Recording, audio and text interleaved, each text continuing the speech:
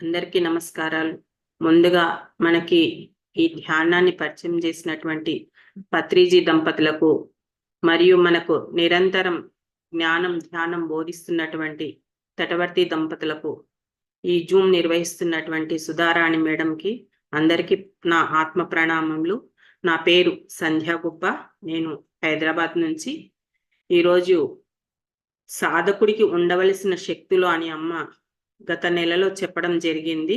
ఆ సబ్జెక్టు గత సంవత్సరం 23లో 10వ నెల 23వ సంవత్సరంలో చెప్పడం జరిగింది. అది ఈరోజు నేను మీ ముందుంచుతున్నాను. సాధన చేసే వారికి సాధన ఎంత ముఖ్యమో జ్ఞానాన్ని వినడం, అధ్యయనం చేయడం కూడా అంతే ముఖ్యం. జీవితంలో అది ఆస్వాదించుకొని మరి ఆచరణలో పెట్టుకోవాలి. అంటే జ్ఞానం విన్నామంటే ప్రాపంచిక జ్ఞానం మర్చిపోయినా పర్వాలేదు, కానీ ఆధ్యాత్మిక జ్ఞానం మర్చిపోవద్దు. మనని అది ఉన్నత స్థితికి తీసుకెళ్తుంది. ఆధ్యాత్మిక జ్ఞానం ఎంత నేర్చుకున్నా ఇంకా నేర్చుకోవాల్సింది ఉంటుంది. 1వ తరగతి పాఠాలు 2వ తరగతికి వచ్చినాక మర్చిపోయినా పర్వాలేదు, అది పెద్ద ప్రమాదం ఏం కాదు. కానీ మనం ఈ ధ్యాన మార్గంలోకి వచ్చాక ప్రతి విషయాన్ని గుర్తు పెట్టుకుంటేనే ఉండాలి. దానికోసమే ఈ ధ్యానం.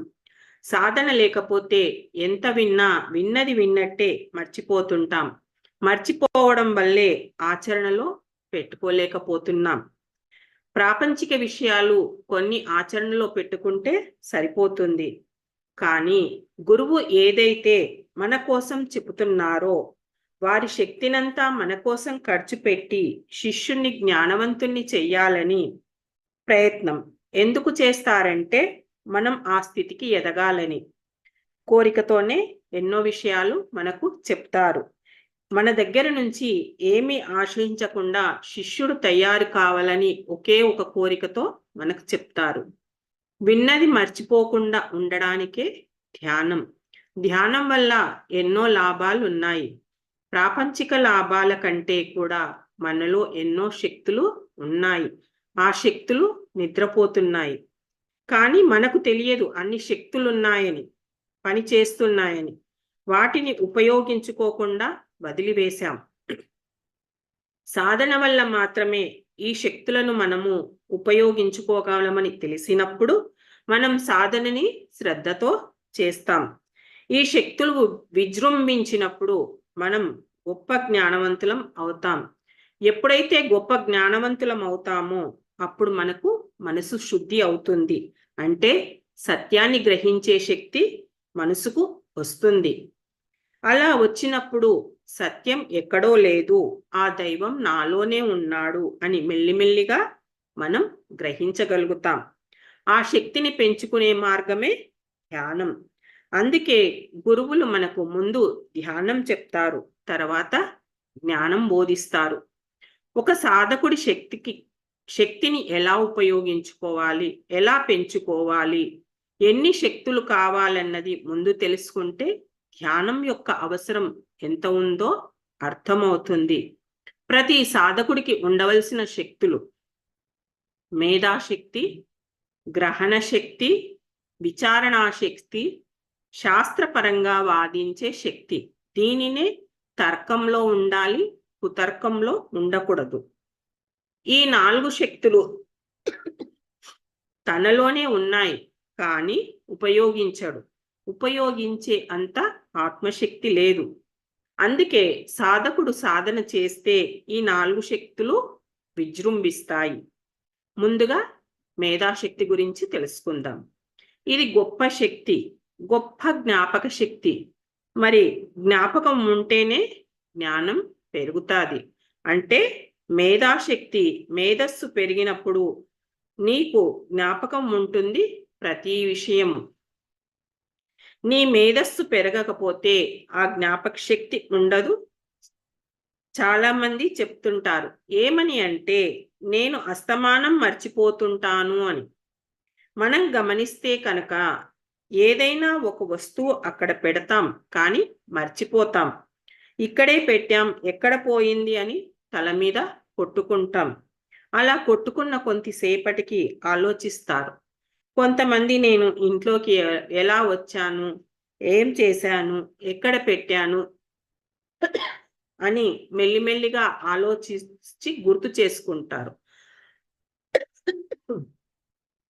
గ్రహించలేకపోతే అబ్బా నా బుర్రకి ఎక్కడం లేదు ఏమిటి అంటారు.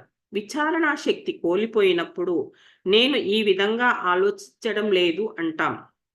మరి శాస్త్రాలు చదివిన అర్థం కాలేదంటే బుర్ర లేదు అని ఇలా చెప్తుంటాం. ధ్యాన శక్తి పెరిగితే నీ ఆత్మశక్తిని పెంచుకుంటే మొట్టమొదట బాగుపడేది నీ మేధాశక్తియే. అన్నీ ఉండేవి ఈ బుర్రలోనే. అందుకే ఏమైనా సరే తల పట్టుకొని కూర్చుంటారు, ఏ కష్టం వచ్చినా ఏ నష్టం వచ్చినా. అంటే ఏమిటి? ధ్యానం చేయడం వల్ల నీ ఆత్మశక్తిని పెంచుకుంటావు. ఎందుకు ఆత్మశక్తిని కోల్పోయావంటే ప్రాపంచిక వ్యవహారాలలో పడి మనసు మందంగా తయారై మనోశక్తి పెరిగిందంటే ఇంద్రియాల ద్వారా గ్రహించిందంతా మనసులో పోగు వేసుకొని ఈ జన్మలోదే కాదు గత జన్మలోనివి అన్నీ పోగు వేసుకొని తెచ్చుకొని మనసు ఎంతసేపు ప్రాపంచికానివే ఆలోచిస్తుంది. కానీ తనలో ఉన్న శక్తులను తెచ్చుకొని ఆధ్యాత్మిక శక్తులు పెంచుకోవడానికి ఉపయోగించడం లేదు. Sorry madam. ప్రతి ఒక్కరూ కళ్ళ ద్వారా, చెవుల ద్వారా, అన్ని ఇంద్రియాల ద్వారా ఎంతో కొంత లోనికి వేసుకుంటాం. కానీ ఎక్కువ ధ్యానం చేయడం వల్ల ఏమవుతుందంటే ఆ పోగు వేసుకోవడం తగ్గుతుంది. సాధన పెరిగే కొద్దీ, జ్ఞానం పెరిగే కొద్దీ సంఘంలో ఉన్న, సంసారంలో ఉన్న వాటి మీద పెద్దగా దృష్టి పెట్టకపోవడం వల్ల ఏమవుతుంది? మనం ఎక్కడ చూసింది అక్కడే మర్చిపోతాం. మనం 10 మందిలోకి వెళ్తాం. వెళ్ళినప్పుడు మనం గమనించాలి, ప్రాపంచికంగా కానీ ఆధ్యాత్మికంగా కానీ. అంటే ప్రాపంచిక జీవితంలో మనం ఏదైనా ఒక ఫంక్షన్కి వెళ్ళినప్పుడు అక్కడ అందరూ కట్టుకున్న చీరలు ఏంటి, పెట్టుకున్న నగలు ఏమిటి, అక్కడ పెడుతున్న ఆహారం ఏమిటి, ఇలా అన్నిటి మీద దృష్టి పెట్టి ఇంటికి వచ్చిన మళ్ళీ మననం చేస్తూ ఉంటాం. అంటే అక్కడ మనసు ఏమైంది? చూసిన ప్రతి విషయాన్ని మననం చేసుకుంటుంది. అది అలాగే మనసులో ఉండిపోతుంది. అదే ఆధ్యాత్మిక విషయంలో ఒక క్లాస్కి వెళ్ళామనుకోండి, అక్కడ క్లాస్ మీదనే దృష్టి పెడతాం. అక్కడ ఎవరు ఏ చీరలు కట్టారు, ఏం బ్యాగులు తెచ్చారు, ఏ సొమ్ములు పెట్టారని వాటి మీద దృష్టి పెట్టకపోతే ఏమవుతుంది? మనం ఇంటికి వచ్చిన ఏ చీర మనకి గుర్తురాదు, ఎవరి మేకప్లు కూడా మనకి గుర్తురావు.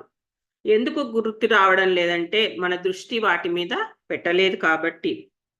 ప్రాపంచిక విషయాల్లో కన్నులు ఉన్న గుడ్డివాడిలాగా వాటి మీద దృష్టి పెడతాం.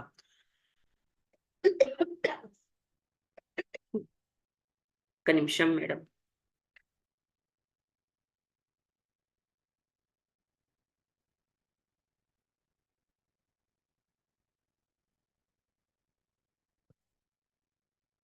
నువ్వు దేని మీద దృష్టి పెట్టాలో వాటి మీద పెట్టినప్పుడే నీకు పదే పదే జ్ఞాపకం వస్తుంది. అందరిలో ఉండాలి, కానీ ప్రాపంచికంలో దృష్టి తగ్గించుకోవాలి. ప్రాపంచికం ఎంత తగ్గించుకుంటావో ఆధ్యాత్మికంపై అంత దృష్టి పెడతాం మనం. ఇప్పుడు ఏమైంది? నాకు జ్ఞాపక శక్తి లేదు అంటాం, కానీ మనకు మనమే విచారణ చేసుకోవాలి. చెత్త ఉంటే మంచికి చోటు ఎక్కడ ఉంటుంది? మన దృష్టి ప్రాపంచికం అంతా చెత్తని తెలుసు. ఆ చెత్తను పోగు వేసుకుంటే మంచికి చోటెక్కడ ఉంటుంది?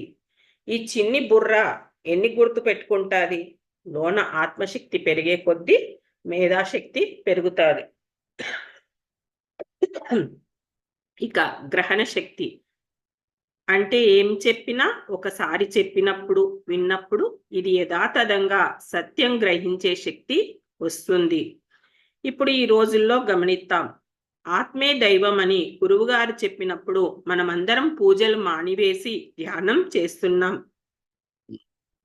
కానీ ఇంకా కొంతమంది సత్యం తెలిసినా ఎందుకు అలా చేస్తున్నారంటే నీకు సత్యం మీద 100% అవగాహన రాలేదు కాబట్టి. నీ చుట్టూ పరిస్థితులు నీకు అనుకూలంగా ప్రకృతి మార్చడం లేదు. ఇక్కడ ఎప్పుడు ఎవరిని దోషం ఎంచవద్దు.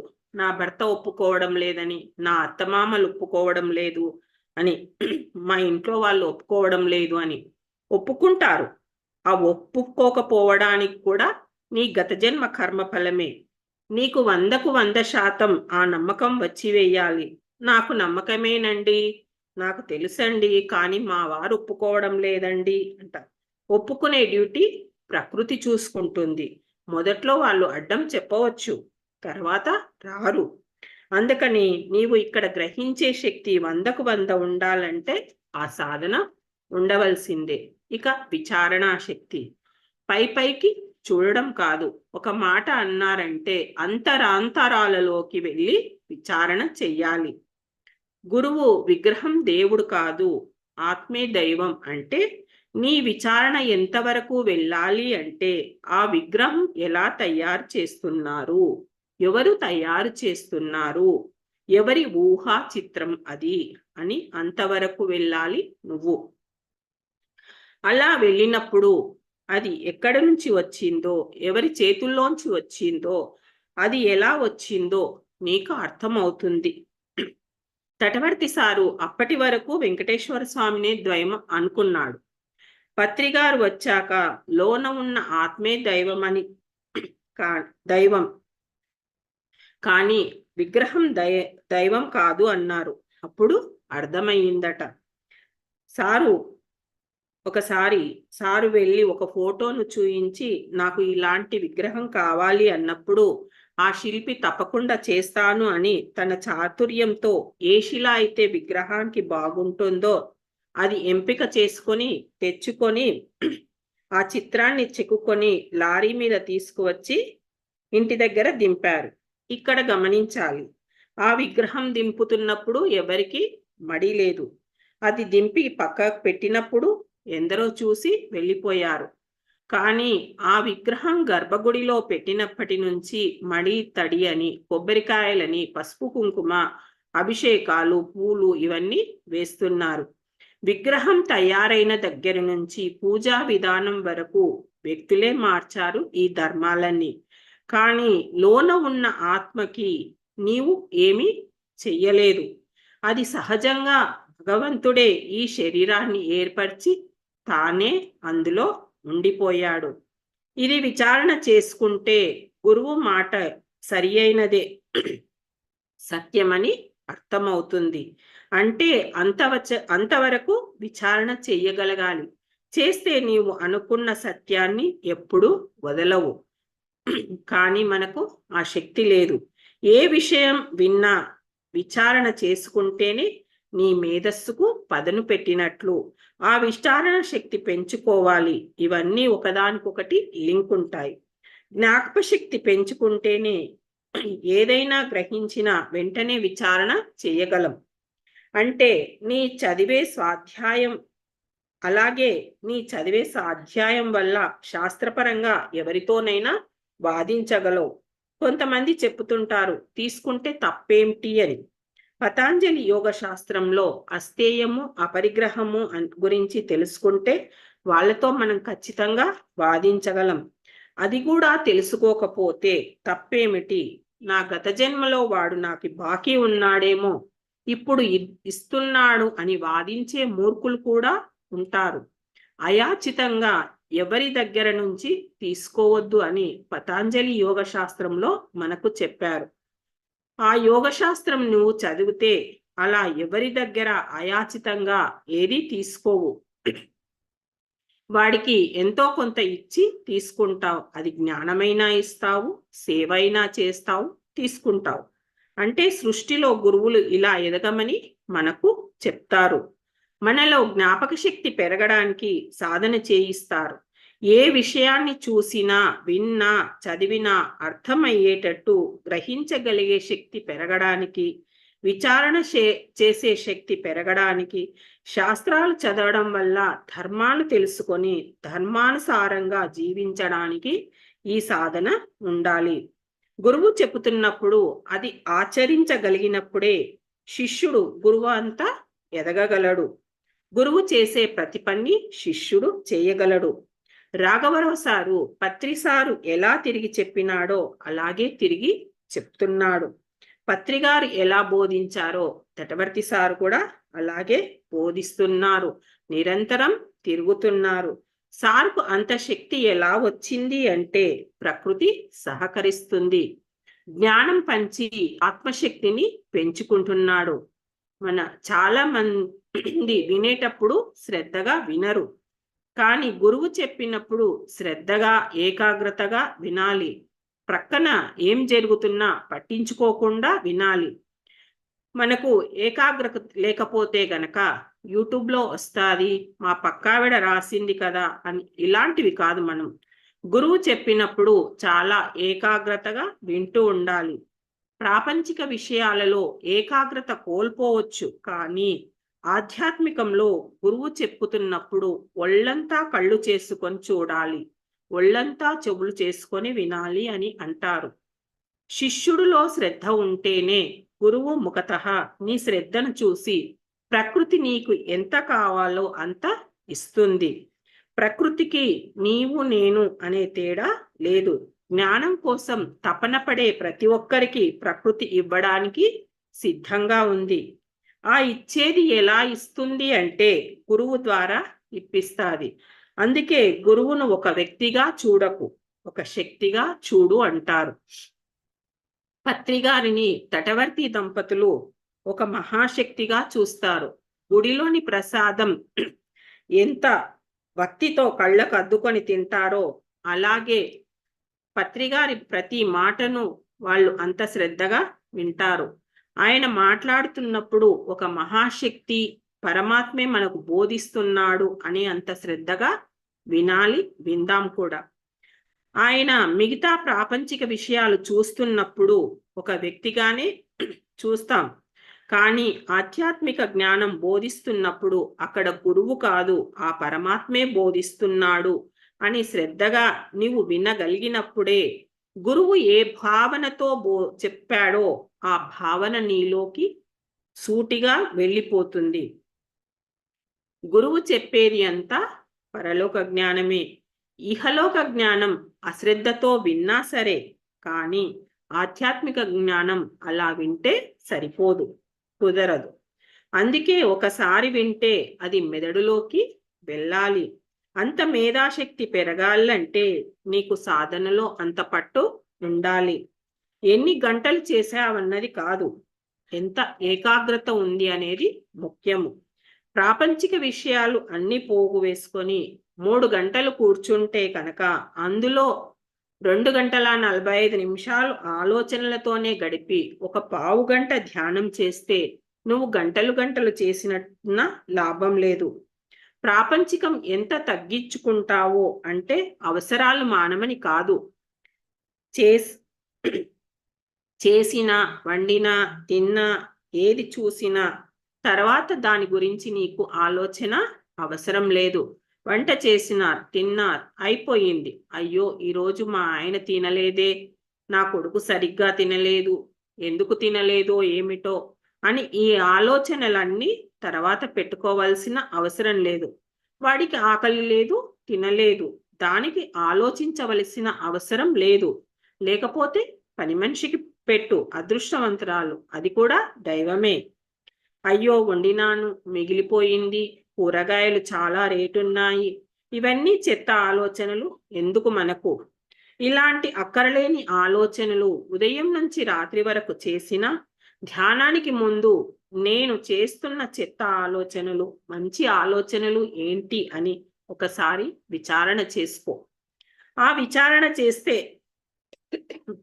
ఎన్ని చెత్త ఆలోచనలు అనేది తెలుస్తుంది. ఈ చెత్త ఆలోచనల వల్ల మనసు అంతా కలుషితమైపోయి ఆధ్యాత్మికతకు చోటు లేకుండా పోతుంది. అందుకే మనకు మొదట రావాల్సింది జ్ఞాపక శక్తి, అదే మేధాశక్తి. రెండవది గురువులు ఏమి చెప్పినా గ్రహించే శక్తి, గ్రహణ శక్తి. మూడవది ప్రతి విషయాన్ని విచారణ చేయగలిగేంత విచారణా శక్తి. శాస్త్రపదంగా వాదించే శక్తి, దీనినే తర్కం అంటారు. ఇది నాలుగవది. స్వాధ్యాయం ఎందుకు చేయమన్నారు గురువు గారు? ప్రతి విషయము నీకు తెలిసి ఉండాలి. తెలియకపోతే ఎవరు ఏమి చెప్పినా గుడ్డిగా నమ్ముతాం. అందుకే పతాంజలి యమనియమాలు ఎందుకు చెప్పాడంటే మనుషులు శుద్ధి చేసుకోవడానికి. తర్వాత ఆచరణ ఏం చెప్పాడంటే సాధనకు కావలసింది చెప్పాడు. ఇలా వరుసగా చూసుకుంటే అష్టాంగ యోగంలో ఒక్కొక్కటి చేసుకుంటూ చివరికి సాధనలోకి వచ్చి సమాధి స్థితి అంటే ఏమిటి అన్నది మనం అర్థం చేసుకోవాలి. ఇవన్నీ విచారణ చెయ్యాలి. చెప్పినాడు కదా అని, చదివినాము కదా అని నోట్స్ రాసుకొని క్లాసులు చెప్పడం కాదు. ముందు నీకు అర్థం కావాలి. నీ అనుభవంలో లేని మాటలు చెప్తే పండితుడిలా మిగులుతావు. స్కూల్ మాస్టరు పాఠాలు ఇంటి దగ్గర చదువుకొని వచ్చి క్లాస్లో చెప్తాడు. తర్వాత ఆయనకు అవసరం లేదు ఎంతమంది పాస్ అయ్యారు, ఎంతమంది ఫెయిల్ అయ్యారు అనేది. చెప్పడానికి జీతం తీసుకున్నాడు కాబట్టి చెప్పేసి వెళ్ళిపోతాడు. తర్వాత శిష్యుడి శ్రద్ధ తల్లిదండ్రుల కేర్లో ఉంటుంది. కానీ ఆధ్యాత్మిక జీవితంలో గురువు ఎంతమందిని తయారు చేస్తానని ఒప్పుకొని వచ్చాడో అంతమంది కోసం పాటుపడతాడు. ఈయన ఏమీ జీతం తీసుకోడు, భగవంతుడు నియమించుకున్నాడు. భగవంతుడిలా ఉన్న వ్యక్తిని భూమి మీదికి సద్గురువులా పంపించాడు. ఆ జ్ఞానం పరమాత్మ దగ్గర నుంచి పూర్ణంగా జ్ఞానం ఉన్నవారిని సద్గురువుగా భూమి మీదికి పంపిస్తాడు. గురువు వాటను మనం ఎంతో జాగ్రత్తగా తీసుకోవాలి. మనలో ఉన్న శక్తులను మేల్కొనపడానికే భూమి మీదికి వస్తారు గురువులు. దానికి ఒక సూత్రం చెప్పారు. శ్వాస మీద ధ్యానం చెయ్యి. నీలో నిద్రపోతున్న శక్తులన్నీ మేల్కొంటాయి. మేల్కొన్న శక్తులను ఉపయోగిస్తే నీవు ఆ క్షణంలోనే భగవంతుడు అవుతావు. ఒక చిన్న సూత్రం. తటవర్తి అమ్మ ఒక చోట చదివిందట. భగవంతుణ్ణి చూడాలి, దర్శించాలి అని చాలా తపన పడుతున్నావు కదా. భగవంతుడు ఎక్కడ ఉన్నాడని దర్శిస్తావు. నీలోనే ఉన్నాడు, నీ చుట్టూ ఉన్నాడు. లేనిది ఎక్కడ? ఇక వేరే దర్శించడానికి ఏమిటి? ఈ కొటేషన్ ఒక దగ్గర చదివింది. ఈ మాట మీద విచారణ చేసింది అమ్మ. నిజమే కదా, సర్వం కల్విదం బ్రహ్మ, తత్వమసి, అహం బ్రహ్మ, అహం ఆత్మ అంటున్నాం. మరి నా చుట్టూ ఉన్నవారు, నాలో ఉన్నది భగవంతుడే అయినప్పుడు నేను వేరే భగవంతుడి కోసం ఎదురు చూస్తున్నాను. ఆత్మదర్శనం కావాలని ఎందుకు అనుకుంటున్నాం? ఇది కూడా తప్పే కదా ఒక కోణం నుంచి ఆలోచిస్తే అని. మనలో ఉన్న, మన చుట్టూ ఉన్న దైవమే. దైవానికి నువ్వు దూరంగా ఎక్కడున్నావు? దైవం ఒళ్ళోనే ఉన్నావు నువ్వు. ఇక దైవాన్ని చూసేదేమిటి? అనువనునే ఆయనే ఉన్నప్పుడు నువ్వు వేరే చూసేదేమిటి అని ఒక ప్రశ్న చదివిన తర్వాత తటవర్తి అమ్మ ఇక ఆత్మదర్శనం కావాలని చూడలేదట. అది చదివిన తర్వాత ఈ సృష్టిలో అనువనువు ఆయనే, ఇక వేరే చూసేది ఏమి ఉంది అంటే ఒక అందమైనది చూసినప్పుడు ఆ అందమైన తయారైన దాంట్లో భగవంతుడే ఉన్నాడు కదా. ఒక గులాబీ బాగుంది అంటే ఆ గులాబీ తయారు చేసే భగవంతుణ్ణి చూడు. అలా చూడడం అలవాటు చేసుకుంది తటవర్తి అమ్మ. కొంతమంది వల్ల దూషణలు భూషణలు రావచ్చు. అంటే భగవంతుడు తప్పు చేస్తే ఆరూపకంగా దూషణ ఇస్తున్నాడు. ఇంకొకళ్ళు పొగుడుతారు. ఓహో, నేను చేసిన మంచి పనికి భగవంతుడు నన్ను ఆ విధంగా పొగుడుతున్నాడు ఈ వ్యక్తి ద్వారా. అంటే అది మహాశక్తి కాబట్టి, రూపం లేదు కాబట్టి ఇలా వస్తున్నాయి మనకు దూషణలు భూషణలు. ఉదాహరణకి కరెంటు ఉంది. ఫ్రిడ్జ్లో ఒక రకంగా, టీవీలో ఒక రకంగా, బల్బులో ఒక రకంగా ఉంటుంది. కానీ అన్నిటిలో ఉండేది కరెంటే. అలాగే మన శత్రువుల ద్వారా మన లోపాలు మనకు తెలుస్తాయి. మన మిత్రుల ద్వారా మనం చేసే మంచి పనులు తెలుస్తాయి. అందుకని ఈ రెండు కూడా మంచివే. భగవంతుడు ఆ రూపంలో విమర్శిస్తున్నాడు, ఈ రూపంలో పొగుడుతున్నాడు. నేను భగవంతుని గురించి అన్వేషించడం నాది తప్పు. ఇవన్నీ చూసినప్పుడు నీకు వచ్చేది సర్వాత్మ భావనే. ఇక అక్కడ అనుక్షణం నీ దృష్టి భగవంతుడి మీద ఉన్నట్టే. ఇక నీవు ఏమి ఆలోచిస్తున్నా ఇక పువ్వును చూడవు. పువ్వును సృష్టించిన సృష్టికర్తను చూస్తావు. శిల్పము చూడవు. శిల్పం తయారు చేసే శిల్పి యొక్క మేధస్సు చూస్తావు. వాడిలో ఉన్న ఆత్మశక్తి మరి అంత గొప్పది అన్నమాట. ఇలా ప్రతిక్షణం చూడగలిగే శక్తి రావడం కోసమే సద్గురువు మన జీవితంలోకి వస్తారు. సాధన అనే మహామంత్రం మనకు ఇస్తారు. గురువు మాటను మహాప్రసాదంగా, యజ్ఞ ప్రసాదంగా స్వీకరించగలగాలి. అంత నమ్మకం గురువు మీద పెట్టుకుంటే రోజున ప్రకృతి నిన్ను చూసుకుంటుంది, నీ ఎదుగుదలకి సహకారిగా ఉంటుంది. అందుకే శిష్యుడిలో ఎంత శ్రద్ధ ఉంటుందో గురువు అంత శక్తి పెంచుకొని మనకు ఇస్తూనే ఉంటాడు. సాధన ఎందుకంటే మేధాశక్తి, గ్రహణ శక్తి, విచారణా శక్తి, తర్కపరంగా వాదించే శక్తి, ఇవన్నీ మనం పెంచుకుంటాం. ఇవన్నీ ఎప్పుడు పెరుగుతాయో ఇవన్నీ ఆచరించే శక్తి మనకు వస్తుంది. విన్నవి అనుభవంలోకి, ఆచరణలోకి రావడం లేదంటే ఈ శక్తులన్నీ కోల్పోయావు, సాధన లేక కోల్పోయావు. ఎప్పుడైతే మనం సాధన చేస్తామో, మన ఆత్మకు విశ్వశక్తి అందిస్తామో, ఆత్మశక్తి పెరుగుతుందో, మనలో నిత్రాన్నమై ఉన్న అన్ని శక్తులు విజృంభిస్తాయి. అప్పుడే జీవుడు దేవుడవుతాడు. Thank you madam. కొంచెం దగ్గు వల్ల డిస్టర్బ్ అయ్యింది. ఇందులో ఏవి చేర్చడానికి నాకు మనసు ఒప్పలే మేడం. ఎందుకంటే మేడం ఎలా అందించిందో యాజ్ ఇట్ ఈజ్ గా ఉంటేనే సబ్జెక్టు బాగుంటుందని మధ్యలో ఏం యాడ్ చేయలేదు. బాగుంది మేడం.